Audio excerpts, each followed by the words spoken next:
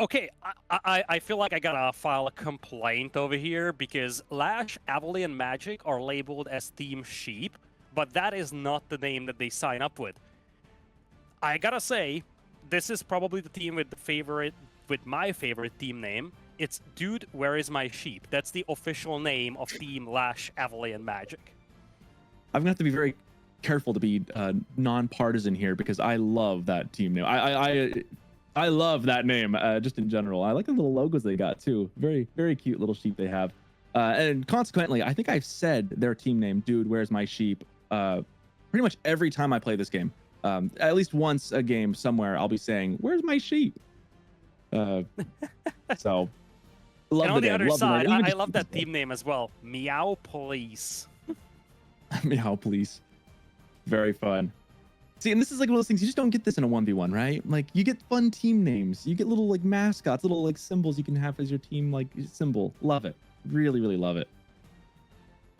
I don't know much about Xlav, Blid, or Rato. I don't know if I'm saying that right. I don't know much about those players. I love the team name though. They're seeded number 23, going against Sheep, seed number 10. Lash, Avely, those are names I recognize. Magic names I recognize. I would say there looks like they're going to be favored to win this, but we'll see how it plans out. Again, it only takes one bad engagement to swing things one way or another, so we'll see how this goes out. We've got Dry Arabia coming up. Himeyama will be a fun one to see. It's a fun 2v2 map, I think. And then Coastal Cliffs coming in as well, a little more condensed on that one. Yeah, it's a fundamentally different setup than what we've seen in the previous series. In the previous series, it was more like on the unique side of things when you look at the maps. And this one, you have Dry Arabia, you have essentially mini Dry Arabia that is Coastal Cliffs. You cannot actually access that water. It's just kind of a tool to artificially reduce the size of the map that you're playing on. But it's like, again, mini Arabia. And then Himeyama, there were quite a few balance changes coming into Himeyama. So it's, I think, a little bit more balanced, a little bit more open, but it's definitely a more open and, you know, maybe cavalry-based map to look at. We do have the draft going on as we speak, so it's going to be Lash and Avali. I don't know if Magic is going to play. I feel like he might be just a Magic sub, but I feel like it might just be a Lash and Avali team mostly. Yeah, I was to say, as we see the draft coming in, though, Himeyama is consequently a map I do say, dude, where's my sheep? Every time I play it, I'm just kerfluffled as it comes to finding sheep on that map in particular. Same with Dry Arabia, actually. It feels like that one's tough to scout sometimes. Let's see, but we'll see. We'll see. Hopefully, their name it just says sheep here, so hopefully they found. I guess they found the sheep is what that means. Let's see, French, Roos. On the other side, we've got Joan Arc and English so far. I'm curious what our last two are going to be. Rus and French. So far, 2 Knight civilizations. I wonder, like, and there's HRE. So HRE. I feel like I'm seeing a pattern here for Lash and Evely. I feel like this could be one of those setups where we might not see that combined arms army style where you have, let's say, a cavalry civ and an archer civ. Well, you might just see this double cavalry approach. HRE could be a fast castle knight civ, and then, of course, Rus and French are both feudal age knight civs. That could make for a very fun game to watch, too. Just knights and more knights. I could be down for that. And the last one, Byzantines. It's a very versatile civ. Curious, what would you snipe if you were a Team Sheep? Who would you snipe for Meow, please? Maybe Biz? I feel like Byzantines are a civilization that complements a lot of cavalry. Actually, come to think of it, maybe Jeanne d'Arc. If you take away Jeanne d'Arc, you kind of force either the Byzantines or the English to be the cavalry civ, which, I mean, I've seen English being played with cavalry. It's functional. Maybe even Byzantines, but I don't know if that's the optimal setup out there. I could also see Byzantines being sniped. If you take that away, you take away a very versatile support civilization with the Limitani, the Longbows, but who am I to tell? They decided to pick the very civilization I did not highlight. They take away the English. Yeah, well, I mean, I won't ever fault someone for wanting to not play against the English. I get it. And on the other side, you're sniping HRE, so letting the double cav civ be an option. I feel like I'm curious as to how that will play out. I mean, I guess that makes sense in one way too. I mean, HRE is just such a very difficult civ sometimes to deal with their eco, especially. But then forcing, I mean, on a dry Arabia, basically, I'm expecting to see a lot of cavalry, would be my guess. Yeah, I gotta agree. I feel like this is gonna be a setup where Lash and Evely, I assume they're the ones playing. I would be a little surprised if Magic played, although you never know. Maybe at the later stages, it's still early in Canada for him. But I feel like this could be that all-in Knights play from the French and the Rus. But at the same time, you could also play mind games with this. As much as we are anticipating that, so could the opponent. Maybe you're just going to sit back and play double TCs with both civs, play extremely greedy. I do want to highlight one thing, though. If you want to play double cav, you gotta be extremely aggressive and dictate the tempo of the game. Because the whole idea is that you're not taking direct fights, you're just gonna get mauled by spearmen in that case. But instead, you're kind of running circles around the enemy and always forcing fights where you have numerical superiority. I feel like you could do that really well into Jeanne d'Arc, actually. I feel like that's a civ. It's kind of like the shark in the water. Like, what do? You got to punch it in the nose. I feel like Jeanne d'Arc is that civ. If they just overwhelm with cavalry before they can get up, I feel like that could be an option potentially. Because Byzantines is a lot more defensive, just naturally. I mean, those Limited A are very difficult to deal with. They're really good at towering up. And then, of course, Jeanne d'Arc would come down and help defend them as well. But I think if they just go all in on Jeanne d'Arc, that could be pretty effective sometimes. I bet that could be an option. But again, kind of like you said, we could be expecting something, they could be expecting something, and then they just pull a rabbit out of a hat and do something totally different. It kind of reminds me of what Puppy Paw was telling me at King of the Rockies, was that, sometimes when you have he mentioned this more about like when you have a disadvantage, you're at a disadvantage on the Civ matchup, sometimes you got to play kind of off meta to kind of flip the table a little bit and kind of give yourself an advantage again, because otherwise if you do the same old dance as you always do, the other Civ has the advantage, right? So I wonder, and to your point then, maybe they just do something different. We'll have to find out. Looks like we got a couple minutes though before we get to dive into this one, as they still set things up. But if you had to pick right now, which Civ draft would you rather play with, Lidakor? This is interesting. I might be a little biased, but I actually like the Rus-French combo here a little bit more. Again, I feel like this is a civilization combination where you need to be on point with your unit control, your team coordination. But if you can dictate the tempo of the game, it's very difficult to do anything against that. It takes away so many strategic opportunities from your opponent because they just always need to respond to the things that you do.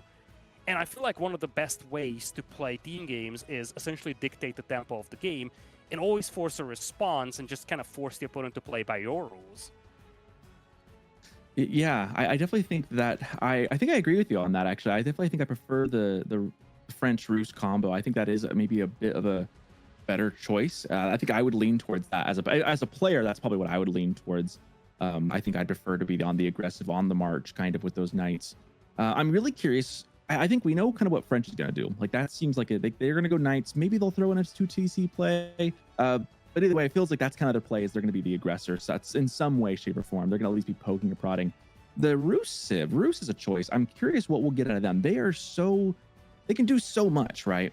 Even by their landmark choice. I mean, they could go for the Kremlin and just be safe. They could go Golden Gate and maybe do like a castle play of some sort as they aggress. They could go pro scouts. They could do just so much.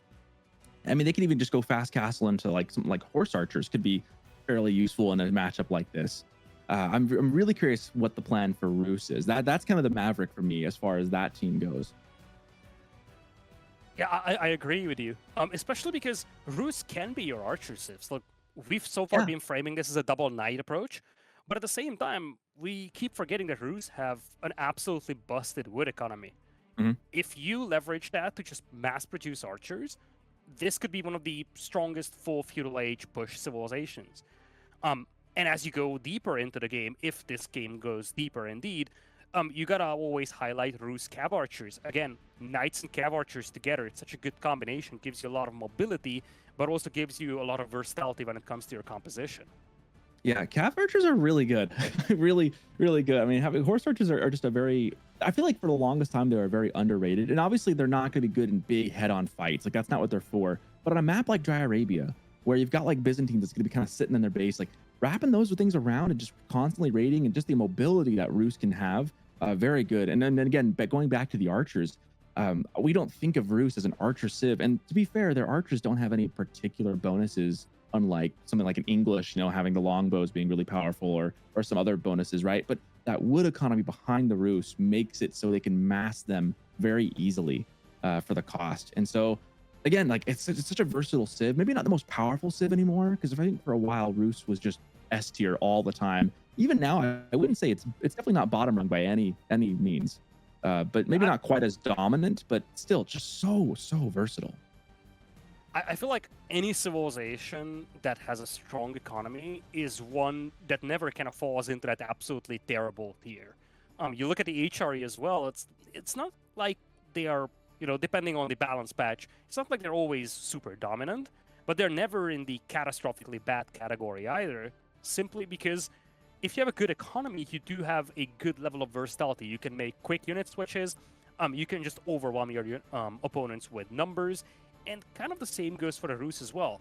The lumberjacking bonus, of course, you combine that with good archer pushes, or you could just leverage that again for the eco benefit and play feudal knights, which they have access to, horse archers. So, but at the end of the day, most of that power for the Rus stems from the fact that you have a strong economy, and that means that you have quite a lot of versatility to leverage that economy with. Yeah. Well, that's kind of the same reason why Byzantines has been so powerful and so good as well. We haven't really talked much about the Byzantine choice in this matchup. We've got 2.5 minutes to go, so we can dive into this just a little bit before we hop in. But Byzantines, I'm really curious what contract they're going to go for here. I mean, let's play out a scenario. Let's say that they go double knights on the other side, right? Let's say that both Rus and French are going just full cav. If you're Biz, what's the play? I mean, longbows don't feel very good, right? So do you lean towards Keshiks? I don't know if that's enough either. I mean, you're going to be making limits no matter what. But what are you left with? Keshiks are an option, but I feel like if you have a positive ID on double knights, I'm leaning towards more like a very heavy Limitani focus. Maybe even kind of just sideline that whole mercenary approach for some time, or maybe, get some longbows out to preemptively counter whatever else they are bringing in, or just like have that long distance firepower every once in a while, fire a volley and do some damage. As long as you have Limitani accompanying them, it's a little bit more difficult for the double cap to charge into it. I feel like Jeanne d'Arc is probably going to be a knight approach if we see a lot of feudal age commitment. But I honestly feel like if you want to go Biz and Jeanne d'Arc into a double knight setup, you probably want to play very defensive, maybe double TCs, strong Limitani, and just try to muscle your way towards Castle Age first, I feel. Yeah. I think Limitani are going to be definitely the name of the game for Byzantines, because like as far as contracts go, like there's no clear, obvious like response. I mean, Keshiks could be okay, but they're so expensive for what you get, and they don't like pound for pound. They're not going to keep up with the production that French and Rus could do. I think you're right. Maybe longbows is the safe choice. It's just a good unit. But again, I think you're right. I think they're going to be focusing much more on building eco, building just those Limitani just everywhere, forcing the other two civs to start, maybe forcing Rus maybe into some archers, which then longbows, of course, are going to help start repelling very easily. Then I think you're right. Jeanne d'Arc, I think, just needs to get up in age, or needs to get her up to level 3 and get those units out on the board. But I think this is going to be a very interesting matchup in that I really do think the sheep team here is going to be very, the tempo feels like it's on there. They have the initiative, I think, here to begin with, whereas Byzantines is going to have to sit back and really try to get something going eco-wise to match. And that's difficult to do on Dry Arabia. The map's bigger, and I've talked about that, but Dry Arabia is still as open as ever. It's not like they can just turtle and just wall their whole half in and be safe. But as we say that, it is time to dive in. Indeed. In we go to game number 1 over here. Dude, where is my sheep versus Meow Police here in the EGCTV Winter Team Championships. It is going to be blue and teal for Blid and Xlav on Meow Police. And Dude, where is my sheep, which is just nicknamed Sheep on this overlay. Avali and Lash with the Rus, and the French playing as the red and the orange. I'm going to love saying that. Dude, where's my sheep? It just rolls off the tongue really well. From what I heard from production, that name is too long to fit on the overlay, so that's why they're just called sheep. that makes a lot of sense. That makes sense. That said, we have Meow Police also here on the other side. Looks like some standard stuff so far. Again, Dark Age, interesting thing with the 2v2s is Dark Age is usually about the same no matter what you do, right? I am very, very curious what landmark we get from Roos, from Avali. That's going to determine a lot of things. But we'll see. We'll see if they go Golden Gate or if they go Kremlin. Golden Gate could really propel them into Castle Age, but then Kremlin, again, just very safe. As we take a look at all the civs here. Yeah, I wonder, again, we've been theory crafting about this before the game. Are we going to see a double knight approach here from Lash and Evely, kind of try to dictate the tempo of the game? Are we going to see them sit back and play very eco-focused 2TCs? And basically, what they do essentially governs what Blade and Xlav need to do. For whatever reason, the team names have swapped, but I can guarantee you that the team names are currently incorrect, because Dude, Where Is My Sheep is still Lash and Evely. Yes. Disregard the slight error on the overlay.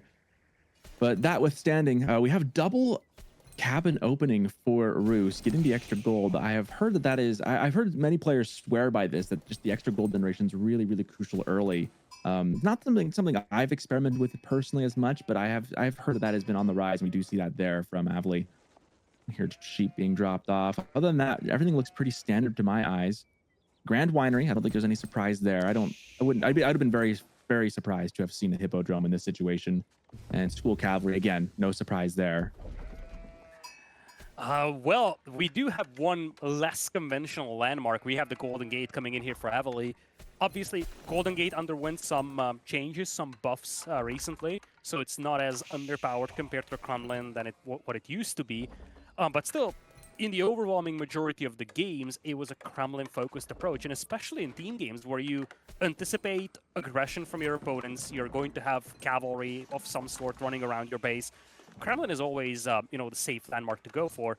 But again, as we talked about that, just looking at the civilizations, you would anticipate Alash and Avali to be the ones dictating the tempo of the game. That's exactly what I was going to mention. I was kind of wondering it. I would say I kind of expected to see this, because I was going to say, putting a Kremlin up when you're planning on being the aggressor, as we've been theory crafting at any rate, just wouldn't make as much sense. Like, who's going to push you? I guess you could have Joan of Arc come in a little bit, but you're going to have your own units on the field to defend, and you're going to be on the offense, if anything. So I think this is going to really help propel the economy, because, again, remember, every trade made in this landmark is advantageous to the player. You are getting resources by making trades through this with those tickets. So I'm actually excited to see this. I think this actually is the right call. I think it definitely spells that we're going to see some either aggression or maybe fast castle from Avali here. I think I would play the aggression, but we'll see what they go with here in just a little bit, as looks like we're about to start aging up. One thing I'm looking at here real quick, just before we head into Feudal Age, is the map layout. And Xlav has a lot of very nice forests in front of his base. So if he wants to do some partial walls just to limit the rotations and the movement of the enemy cavalry, he definitely has the opportunity to do so. Yeah, that's a very, very good little spawn there for him. He's got his gold pretty close. Everything seems pretty secure. He really could wall in his side, and he probably at some point should, especially if he's going for any kind of an eco play. But either way, I feel like I'd be pretty happy if I were Xlav looking at that. Like it's good to feel like you got a little bubble that's safe for the time being. First Knights emerging onto the field here. Scouts returning home with some sheep, kind of scouting out what we got. I say the next couple minutes are going to determine a lot as far as how this game is going to go. We're just kind of waiting to see the first initial moves now. First Knight, looks like you got a hit on that scout, but nothing more. Yeah, Knights are coming in as well from Blitz. So far it's just Knights from Jeanne d'Arc and the French player. Not much from Avali just yet. In fact, he's got multiple scouts in queue. So it's likely going to be a pro scouts build here for him. I think it's an okay choice. Again, I would probably prioritize. Who am I to say? But I would probably prioritize getting some tempo and pushing first, getting pro scouts later. That said, I think it's a decent choice to go for it. And there's lots of food on the map. You might as well secure it, especially if you don't have a Kremlin. You could just go get food so you don't have to move out, and you're not opening yourself up to any kind of damage later in the game. We'll see if it pays off, because again, losing some initial tempo that they could be getting here. Yeah, and we have the Archer Jeanne d'Arc variant here from Blade. Xlav is now getting a couple of Limitani out, and he's going for the walls that I kind of suggested. definitely a more defensive approach taken from him initially, but that's kind of what you expect. One thing that's interesting to look at, though, is that if Avali is going for pro scouts indeed, as we do have that boar being hunted down, XP being collected by Jeanne d'Arc. So if Avali is going for pro scouts over here, and Bled isn't able to shadow them with those knights, they could start losing out on deer packs. It's not just that Avali could bring in his own deer, it's more about the fact that he could also take it away from the opponent, and that's exactly what I think he's going for, taking those mid-map deer packs immediately. Yeah, that's a really smart play. It's kind of as me and Beal will say sometimes on the podcast that fun is a zero-sum game here. You really want to take every deer you take away from the middle is a potential deer you're taking away from your opponent. So not only are you gaining, like you said, you're taking away, and that swing can be really, really good the longer this game goes. A lot of walls though from Avali in his base, as we do see a little bit of a push here. So opting not to go for the Kremlin, but then walling in the base, playing much more defensive, as we see exactly as you mentioned, the knights coming in trying to take some of these scouts out. Initial push here, a little engagement. Nobody goes down. Kind of feeling the waters. This is where I love these night games when you're watching it, because it's kind of a cat and mouse game. Yeah, you got to be very careful with the micro here. Better micro player is simply going to win these fights. You got to be able to pull away those damaged knights. If you cannot, that's going to be a big loss. One knight falls on both sides. But at least for Blid, he was able to get that snipe with Jeanne d'Arc, so there is an extra piece of XP coming in. Keep in mind, though, Avali has been collecting a lot of deer in the meantime. So one thing that these knights were able to accomplish here for Lash is just keep Blid contained and prevent him from denying the deer packs from Avali. Avali is just sweeping up the mid-map with 8 scouts.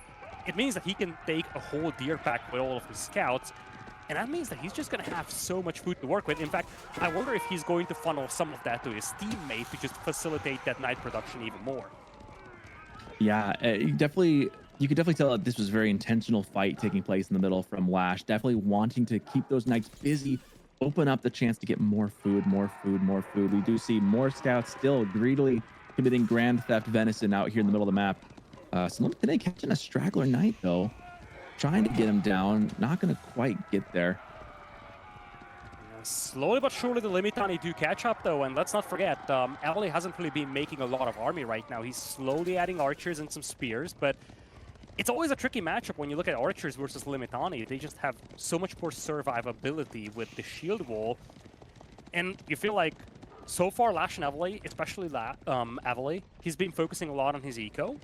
But this could open up an opportunity for Blid and Xlav to try and pressure this gold mine, for instance. Will block the knights from accessing the whales, but with Jeanne d'Arc around... Jeanne d'Arc. Yeah, you can start sniping villagers here. There goes one down right as you mention it. Yep. Yeah, and that's the reason why you'd go for this version of Jeanne d'Arc. And, obviously for the longest time, people always just went for the woman at arms version of her, but she can be pretty effective as an archer. I mean, the easy picks that she can get with that, I forget what it's called, but basically like the sanctified arrow that she has that she can shoot. Yep. Very, very good. That's a really good tool in these circumstances. Just getting that divine arrow shot, sniping off a villager from a distance. It doesn't look like much, but it's one guaranteed villager kill for you. Love the walls here from Lash, though. They are getting some team walls up, and with some more walling in between the two players, they're basically going to be secured. And that's going to make it so difficult for this very heavy melee comp from Blid and Xlav to do damage. Yeah, it definitely feels we're kind of going for a bit of a longer game here as both teams kind of settle in, trying to get their eco solid first. A lot of military they're kind of just doing this dance, marching back and forth. We got spears and knights, spears and knights. We do have some longbows coming in from Xlav. They are mixed in there as well, so those will help give them a bit of an edge. Some archers, of course, for Avali, as we see them kind of retreating, kind of staying with. I think the knight edge, though, goes to Lash currently. He's got a lot. Yeah, it's 12 knights against 10. What's more important is that mass production of spearmen and archers that Avali is going for is a little easier than mass producing longbows. You're kind of handcuffed by the one mercenary school you have. So I think one of the things that Blid and Xlav will have to be careful about is not to get suddenly outnumbered while they're waiting for the new reinforcements to trickle in. Yeah. We do see more deer being taken. I mean, they're going little bit by little bit, taking all the food off of the map. That won't bother Byzantines too much, right? Because they're just gonna make farms and transition back home. But for Jeanne d'Arc, that could be a problem later as the game goes. Not having food, having to slow down and make a transition could really hinder their production. especially on the other side with French being able just to produce so quickly.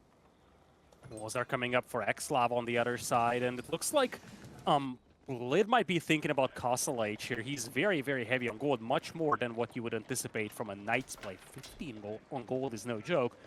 But at the same time, speaking of Castle Age, it looks like Avali is going to be the one that pulls the trigger first, piling up those resources for Castle. They need to be careful, though. They don't want to take the fight as he's aging up. Two teams are still kind of flirting with each other in the middle of the map. Some of these stealth forests will block the vision partially, so that's something that you're going to have to be considerate of. And I think this is the first time we're seeing Blid slowly denying deer packs away from Evely. So far, Evely had a carte blanche when it comes to collecting deer from all across the map. Yeah, finally denying. Only takes out one, then sends him back to the rest as misses the other two. Again, those Knights don't have a lot of vision. They don't see what we see here up in the casting booth. So missing the other two, but taking down one, slowing down a little bit. And then here's this high trade house coming in. You know, this is working out pretty well for Avli. If they can get this up in time, walling it in, trying to get things secure. It's an ambitious spot to place that landmark. I just want to say that because sure enough, the opponents haven't really been diving, but if they did, this would be a prime target with the gold mine from Lash being there. This could have been a lot riskier than what it looks right now. Nice little loop around by the Knights, though.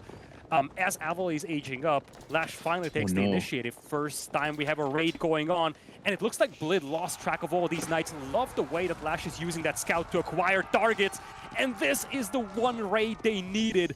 Perfection from Lash. The first time he gets a raid going, it's a dozen villagers going down. That is so much destruction right there in such a short amount of time. I mean, that right there could decide the game. Right, and then the Castle Age behind it. Wow, what a timing. I mean, that is so destructive. That's one of those raids where you have it happen and you look back and go, where'd my vills go? In fact, look at Blid's numbers of vills. 24 villagers. That like wiped out his eco almost in half. That was a huge hit. And now Blid and Xlav are on the timer. They're down 1 age compared to one of the opponents, and they've just lost a dozen villagers. They gotta go. At the same time, Avali spent a lot of resources going into Castle Age over here. Lash's Knights aren't at home. They're on the far left flank, and it looks like retaliation might just be coming in here. But they don't find any villagers. These Knights are looking for vills. They don't have a scout accompanying them. They find a couple of lumberjacks. Finally, they find the berry vills. Limitani also diving under the town center, getting a couple of villager picks here. And Lash is running the wrong way. By the time the Knights will be back, there is going to be so many casualties. They are forced to make a gate, but the longbows will be awaiting them on the other side. In a blink of an eye, the villager count will equalize. Amazing how fast that can happen, right? I mean, that's the risk of raiding with all of those Knights, right? Yeah, that was a big punch, but then your Knights are on the other side of the map. They can't defend. And then we see that gate just immediately goes down. Those Knights that's a speed bump to them. And the XP for John Dark continues to tick up. Well played to battle that back. And the Vill count's essentially even. I mean, there's a small disparity, but essentially even.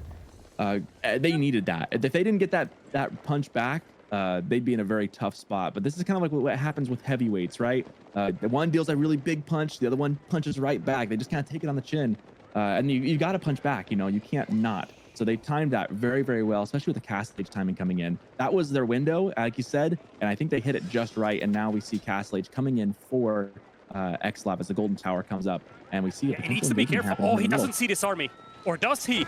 Now he emerges from the shadows, and I think Avali didn't realize that he was being surrounded here. A fight, a Castle Age units for Avali, full Feudal Age army on the other side. Jean d'Arc full, surrounded by the Knights. And it looks like this is going to be a bad fight here for Blid and Xlav. They're outnumbered. The Knights disengaged just before the longbows would fall back.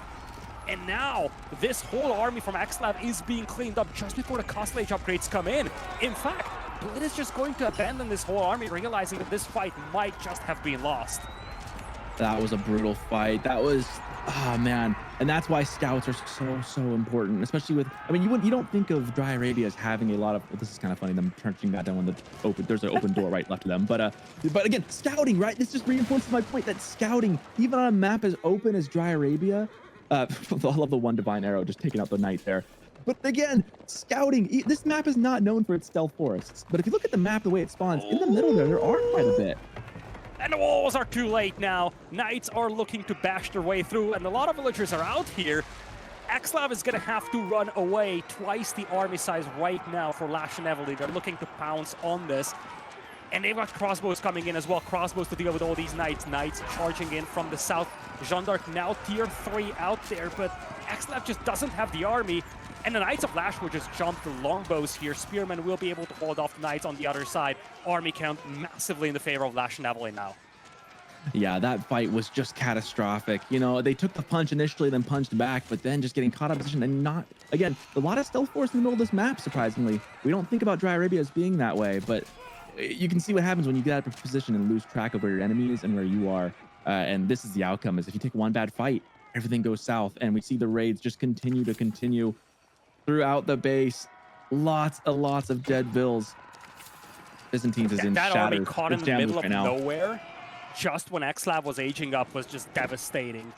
They needed those cost ledge upgrades. He just spent a bunch of resources going up the cost ledge, but he lost the army before he was able to use those upgrades. And in both sides, it really comes down to scouting. You gotta be able to acquire targets. And Evely and Lash were able to find that army before the upgrades came in. Now the army count is massively in their favor. And indeed, Meow Police taps out. It is Dude, Where Is My Sheep? That is the team name. I'm not freaking out. That's the team that takes game number 1. What a game. What a game. You know, that initial punch too looked so dangerous on the Berryvilles there, but then they dove at such a good time. But man, the lack of having a scout and just misplacing the military at the most crucial time. Look at that fight on the graph. You can just see Xlav's army just cratering right there as he ages up. Very unfortunate for them, because initially they were doing pretty okay. I mean, it was pretty even overall. Boy, look at the effects of those raids too. That one raid was absolutely brutal. If we can look at the timeline again right there. Oh my goodness. Wow. That was That's half just, of his eco. yeah, even though they were able to retaliate on Lash, The damage I had feel been like, done. yeah, and it's also the fact that that retaliation came a minute later, so Lash had a sizable eco lead for quite some time. And you see, even though that raid did hit Lash, at the end of the day, they were never able to essentially take over in the overall villager count. It was always a, okay, we compensated for some of the damage, but not all of it. Yeah, they did a good job. If they'd have gotten up to castle, maybe they could have recovered, maybe add a TC somewhere, sneak something in. If they could just hold, but again, having the army throw out of position on top of that afterwards, just too much to overcome. I mean, that was a brutal finish for that game. Very exciting though. Very exciting to see.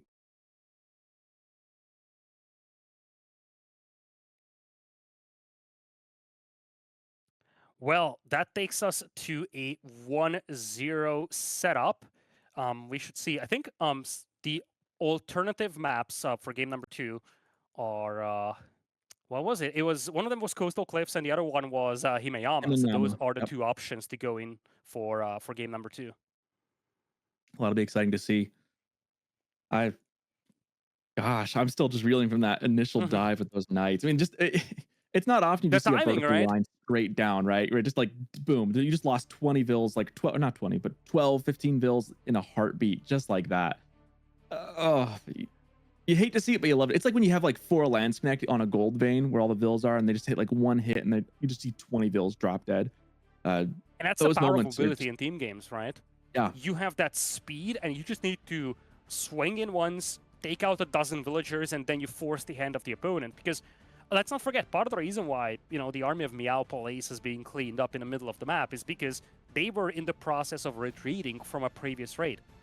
Their hands were forced. They had to dive, they had to pick off some villagers to compensate for the eco damage, and then they had to pull back. But by the time they managed to pull back, they got mostly cleaned up. Well, game number 2, though, we do have a Himeyama coming in here, 1-0 lead for Team Sheep.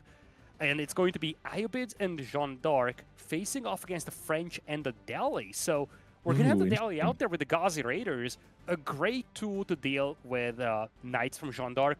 But at the same time, you're looking at a matchup where you have the Ayobids, and you are going to have to think about how you deal with those Camel Lancers. Again, French into Ubids is one of the most difficult matchups as the French player can face. And even, you know, Delhi's really good here and very aggressive early. There's like a world where if they just all end on a Ubids, they could really hurt them hard early. I think Mongols would have been, obviously Mongols was a great snipe because I mean, a Mongol tower rush into into a Ubids with maybe a follow-up of like either French or Ghazi or whatever they have, could be really effective. That said, on this map, I've seen a lot of Chamber of Commerce in 1v1s with French into a Ubids, trying to do something different to get some kind of eco scaling. And a 2v2, I don't know how viable that'll be or how worthwhile, because on the flip side, you got Jeanne d'Arc with Knights as well. So I'm curious to see how this pans out. I'm betting it'll matter a lot too as to which side they spawn on, like what the permutations are here for who's lined up against who. Because if you're French, you do not want to be lined up against a Ubids, I don't think. Yeah, I feel like in general, the problem that you're going to face is how you deal with Camel Lancers. Because I'm almost certain that on this map, we're going to see a Camel Lancer fast castle. And at the same time, Jeanne d'Arc might just stay feudal, get some knights going, kind of dictate the tempo of the game, be a distraction, be a harassment, and kind of allow the Iobit player to just go straight fast castle. How do you deal with that when you have the French and the Delhi? With the Delhi, you want sacred sites. You might go Ghazi Raiders to deal with the knights, sure enough, but the moment you do that, Camel Lancers will obliterate you. And I think one of the concerns you have as the Delhi is that at the end of the day, it still takes time to grab the techs. And when you're facing off against opponents who might fast castle, your tech deficit might just be so big for quite a while. Yeah, I'm very curious to see what Ubids does here. I mean, I'm actually a Ubid main, and I've played. There's a couple. Everyone used to say, oh, you just go military wing into growth wing, but there's a couple other options you can go for. You can go for the 3 vills early and get a small ego buff, and then try to really speed up your castle age. Something that's been kind of growing, and I've seen more players do a lot more, is go for the early dervishes. Take the 2 dervishes early to heal your units and to kind of play the feudal game as you castle up. If you can micro them really well and keep those dervishes alive, that could be very, very effective. And then take the growth wing or something as you castle up, get the eco tempo, go grab the relics of the 2 dervishes. So there's a couple of options you have. And of course, being a 2v2, you've got Jeanne d'Arc on your side as well. So you're not without, aid a little bit.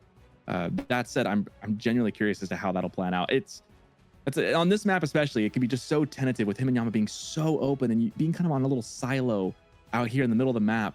The distances between TCs is not that far. It really isn't. Even in a 2v2, like it's not a long distance to get across this map. So with some cavalry running about, it could be very dangerous, especially if food starts running dry. And if you don't get a lot of sheep initially, you might be saying, dude, where's my sheep? As you run out of stuff, and the berries aren't that safe either. Yeah, it's a very open map in general. And speaking of open maps, game number 3 would be played on Coastal Cliffs. So we would see a repeat Arabia, but in a slightly more confined space. I'm curious how that would play out. But first, of course, Meow Police, seed number 23, have to win this game to stay alive. If they do lose this and they're eliminated today, they can retry tomorrow to qualify for the top 16. But first, of course, they gotta play this game on Himeyama. I haven't really seen a lot of recent Himeyama games, and we had some moderate balance changes with Himeyama recently. I do believe that the resource spawns have been made a little bit more consistent and fair between the teams, and I think the map is also a little bit more open than what it used to be. Yeah, it feels incredibly open. I will say that Ubids is a fun civ to play, but it could be really, really tentative on that little hill all alone, especially if knights start poking around. Because one thing to consider too is that, like, yeah, everyone kind of expects their gold to be in a somewhat vulnerable place. It could be kind of dangerous, but the wood lines on this map are not usually very safe either. Your wood lines, you get 3 little wood lines in this map per player, and they can sometimes spawn kind of far. They can sometimes be in a kind of a tentative spot where it's not a sure deal that you can just get that wood. I mean, those 3 straggler trees initially around your TC get eaten up very quickly, and then having to move out, those wood lines you get feel very, they can be close to the TC, but sometimes they can spawn kind of far. And when they spawn kind of far, it feels like you just have no wood. And if you have no wood, sometimes it feels like you just die, because your gold's going to be risky at times depending on how much pressure you're getting. And then again, food, once you run out of sheep, this is not a map that I feel is very easy to scout sheep on. It feels like they're kind of sparse on this one. Sometimes you can get a lot, sometimes you can not get a lot. The RNG level of the sheep spawning can be very, very high on Himeyama. And so depending on how the initial 30 seconds goes can determine so much for your setup in this map. And I feel like it's like a coin flip sometimes as to how that goes, especially with the sheep scouting. So I really feel like, dude, where's my sheep? It's just such an apt name especially for an humans player on this one, because you're going to want them, especially if they go for a castle play. Although I would almost expect them to play a little bit of feudal, just because I think you just have to. I don't know about that. I feel like I could see them kind of just rolling the dice on a fast castle, because if it works out, it's extremely difficult for Meow Police to deal with that. And let's not forget, they are one game up, and they are, in theory, the higher seed, the, I guess, the favorite to win this series. So you could potentially just say, okay, I'm going to roll the dice on this, because if it works, I'm pretty much securing this game. And if it doesn't work, I still have a redemption arc. I don't think they need to necessarily play this very safe. I don't know. I feel like, again, I feel like the upside is just too massive for Naibit Fast Castle to essentially ignore that. Yeah, that's probably what I would do if I were playing them. I mean, I think I just, it depends. If they go all in, it is risky. But to your point, yeah, it's they have the option to. It is kind of a coin flip. It's going to depend so much on the spawn. Like if the gold is in the back and like the berries are in the back, then you're good to go. You know, you just fast castle, you can get there. I think you take the early 3 vills or whatever you want. Maybe you go for the Desert Raiders. You could do that as well and have some defense there. I think you build a tower on the gold. You get maybe even you grab 50 stone and just get the arrow slits on it just to be really safe as you castle up. There's a lot of options. The humans can get up very, very quickly. So we'll have to see. I think the spawn will determine a little bit of that as we dive in. We got 20 seconds coming in. So I'm excited to find out. I think Delhi's got to get those sites up. French has to get some pressure going. But yeah, if a humans gets online, they're going to be scary. Into game number 2 we go. It is Dude, Where Is My Sheep with the 1-0 lead. Avali and Lash facing off against Blid and Xlav. Blid and Xlav once again with the color blue and the teal, and Lash and Avali with the color red and orange. The scores are currently flipped, but don't be deceived. It is Lash and Avali with the 1-0 lead. There we go. Thank you, production.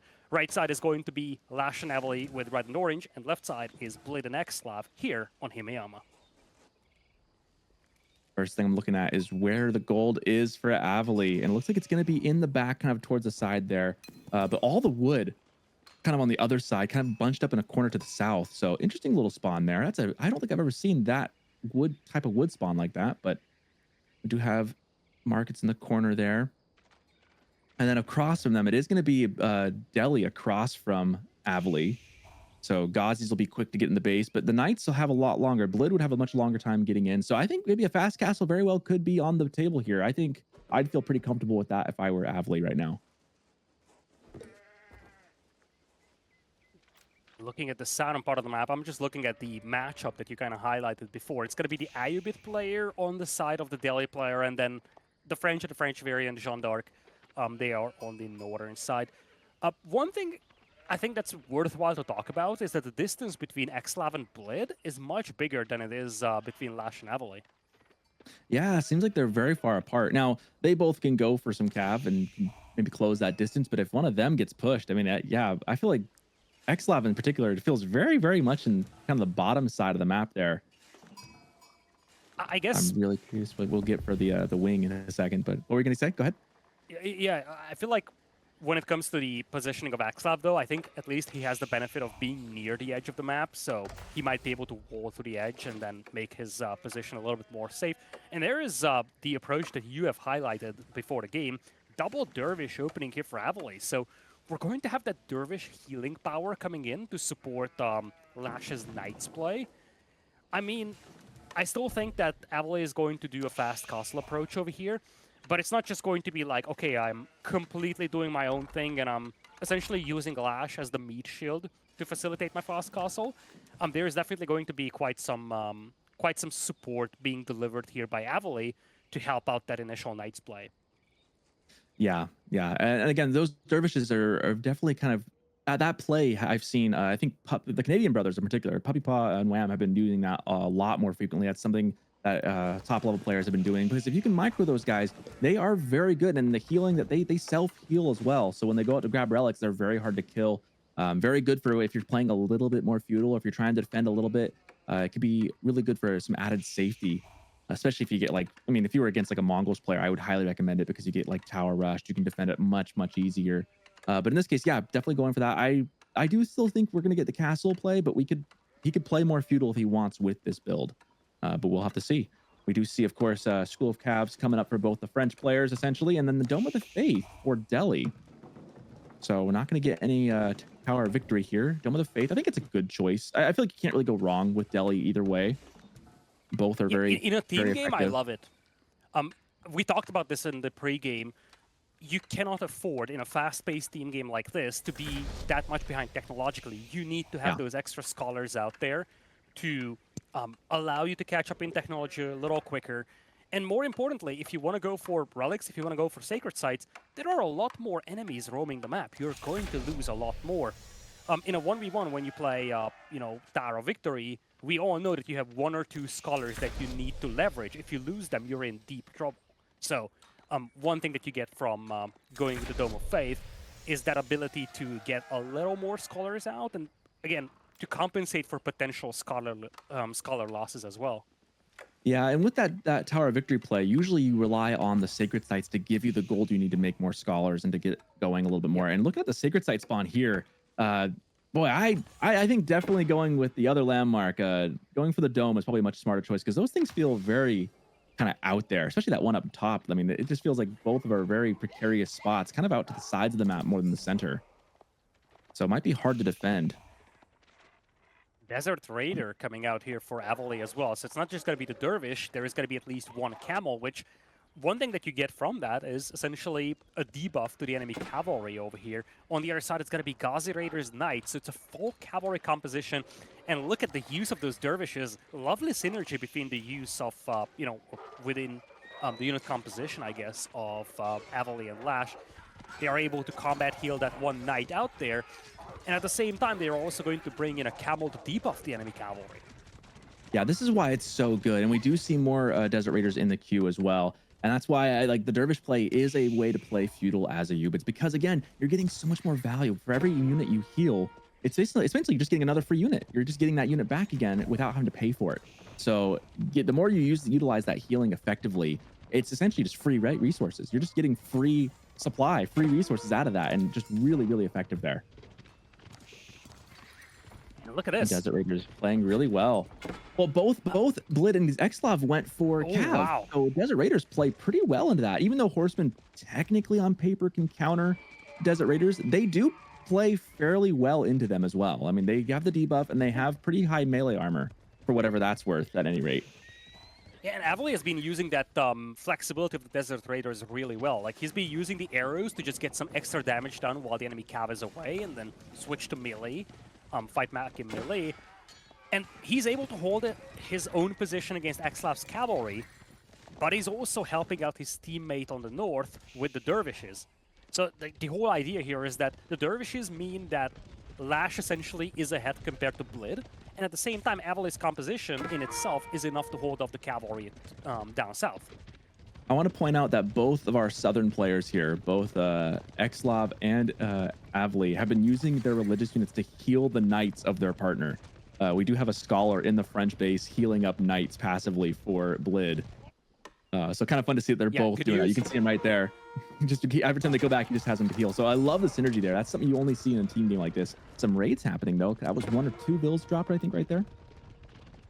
Good raids over here, and while we're talking about that, there's also an H-up coming through for Avali. He didn't go straight fast castle, but he is going to be the first one heading into Castle Age over here.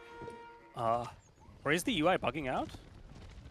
I think the UI might be bugged out. I don't see any other wings. It shows. Yeah, I would have been very shocked if he was actually aging.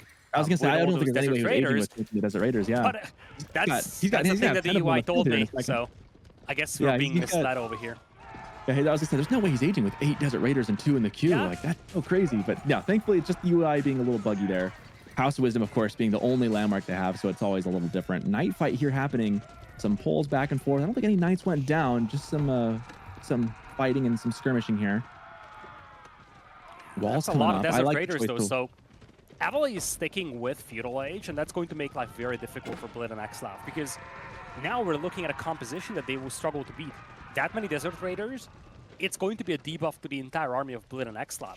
And at the same time, the Dervishes have the mobility and healing power, whereas the Scholars, they kind of need to remain stationary. They can't really venture into the middle of the map. Yeah, and again, this kind of goes down to the fact that like Blid and Xlov kind of played the Cav game, right? Oh no, that wolf's gonna do Oh it. no. Gaia Yoink! 1, Blid 0. I love how that villager did like a last second reach as she was dying. No, I Trying to gotta just finish the finish the wall. wall.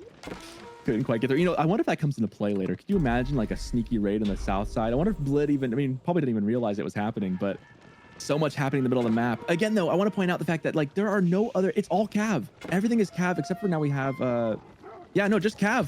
It's Cav and one archer for Joan of Arc. Scholar going down here as Desert Raiders raid him to death, and they're hitting some picks on the gold. In fact, they're one tapping those almost. No, two tapping, excuse me. And this Some is just a good small raids. raiding party. And it's not like this is the whole army here from Avali. Avali is still supporting his teammate, and now it's getting increasingly difficult for Blid and Xlav to deal with this. They cannot just send all their cavalry to deal with the camels. And at the same time, they kind of need to also shadow these knights on the other side. Now the camels are shifting to the south. It is 11 knights versus 10, so the knight players are neck and neck, but at the same time, Blid is running out of food. He's going to have to start moving out to the middle of the map. And now the camels are converging on from both sides. This many Ghazi Raiders are enough to hold this off, but there is a second wave coming in. Knights are also on the way. Dervish is moving in as well. Xlav is now being double teamed, and he's going to lose a lot of Ghazi Raiders here. Yeah, that is a crucial spot right there. The John Dark, and don't forget that John Dark can also use a healing ability every now and then. So they are getting so much value for what they have. And again, all Cav. And you know, Desert Raiders, that debuff, that is huge. 20% debuff. That's like taking 1/5 of your army and just saying, yeah, this isn't effectual. It's not effectual at all. And Blade really wants that food, pulling 17 villagers to make this massive wall happen. This is such a big investment in terms of resources and villager time. And I feel like if you're Lash and Evely, you know exactly what's going on. They need the food. This is how important food is right now for Bled. So what are you going to do? You're going to try and get in there. You know there will be a lot of villagers in there. This is probably the prime target for Lash and Evely now. Yeah, oh, another big charge got off right there. Man, this is one of those games that it's just so dynamic because there's so many quick moving pieces across the map. I wonder how much that wood wall cost too. And that had to be like over 100 wood or so. You know, that's an investment. And it's not complete. Okay, he's seen it, but It's not complete yet. on the idle time Cavalry to and build it Lash. too. I mean, you're not gathering food this entire time. You're just That's a big securing problem, it. So, right? It's not just the wood cost, it's the massive villager investment. 17 villagers building it, and now the Ghazi Raiders, they just run past the whole thing, and they are now getting surrounded by the camels. The Knights didn't even hit them at this point, but so many Ghazi Raiders fall victim to this once again. The Knights still going for that walled-off part. both those dervishes are alive too. That's one thing that's really important about this wing is this is using that wing of over like why like some people say why not just go for the vills? Why not just go for free desert raiders because you're going to get more and more value as it goes. Those dervishes, you know, if you lose those two dervishes by some like miss macro or miss microing means, that's a huge part of your age of lost. Keeping those alive as long as they have and getting as much value is you can the value of that wing of going for the dervishes for the age up is huge. And as I say that, That's the both of them caster go curse. down. Come on, Oh. you just cursed Avali so bad. Luckily for them, they do find a lot of villagers up north, so I guess all sins forgiven because this is going to compensate for the loss of those dervishes. That was such a big drop. I was saying like the longer you keep them alive, the more value you get, the better that wing is. But they have gotten a lot of value regardless. It does feel bad, but they have gotten value. But man, that was a big pickup for Blood and Xlob right there. Well, as you're saying that the villager casualties are now mounting up here for Blid. We talked about this. You know fully well how important this position is because that's like, Blid committed 20 plus villagers to wall this off. And now they have to stand and fight to preserve whatever few villagers Blitz still has left. Yeah, I feel like that wall was just such a loss of tempo. I feel like Delhi, yeah, there's the surrender right there. I feel like Delhi, maybe Ghazi wasn't the choice right there because they don't trade as well. People say that, oh yeah, Horsemen beat, you know, Desert Raiders. They don't trade that well, especially once you get a big number of Desert Raiders. And so I feel like they needed to get some spears out or something, anything else. I feel like Delhi needed to produce some other unit other than Ghazi Raiders. Because I mean, obviously French is going to go for knights. Like you can't not go knights, but I think the Delhi player, I think you need to go for something different. And the Ghazis just weren't enough. They're just getting picked apart and picked to shreds. And then losing the vills, losing the food, those tentative situations, are very difficult. And I feel like from what we've seen so far today, Ayobids are emerging as one of the prime civilizations in the tournament so far. They have a lot of versatility with the fast castles or staying in feudal age, an incredible diversity with the unit compositions. I would not be shocked to see Ayobids becoming one of the more sniped civilizations as we go deeper into the tournament. Yeah, they're proving to be very, very resilient and very powerful. And you know, you were saying the entire time before, like, you know, go fast castle. And so that's the thing. You have to respect it, right? Because the fast castle could have been just as effective there. You know, like they could have gotten up in time and still have done a ton of stuff with camel lancers and probably still had the same outcome. But then he decides to go feudal, and it works anyways. So it feels like the Ubids in a team game where they have some support from their friends are very, very good. Because I feel like Ayubid's feudal in a 1v1, while I won't say it's terrible, it's not maybe as exceptional as some other civs may have. Like they can play feudal if they want, but it doesn't always feel as good as maybe another civs. But in a 2v2, it feels like when you go for those dervishes, especially the healing capacity to help your friend, to help yourself, there's a lot of versatility that Ayubits is showing here.